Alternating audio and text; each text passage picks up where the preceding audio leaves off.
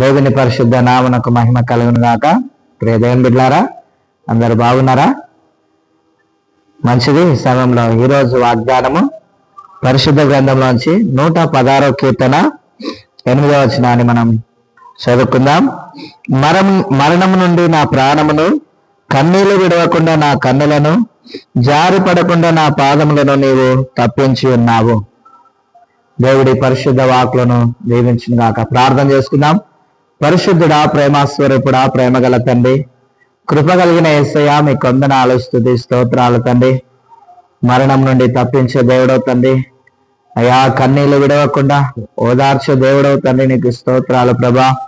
విత్తబడిన వాక్యము అయా నీవే మాలో ఫలింపచేసి మమ్మల్ని ఆశీర్వదించమని, ఈ వాగ్దానం చూస్తున్న బిడ్డలందరినీ ఆశీర్వదించమని, ప్రతి ఒక్కరికి మీ క్షేమము, మీ కాపుదల, మీ భద్రత, మీ సహాయము, మీ సమృద్ధిని మీరే అనుగ్రహించి ప్రతినిత్యము నీ యొక్క నీతి మార్గంలో అయా ప్రతి బిడ్డను మమ్మల్ని అందరూ మీరే నడిపించి మహిమ పొందమని యేసు నామములో ప్రార్థిస్తున్నాం తండ్రి.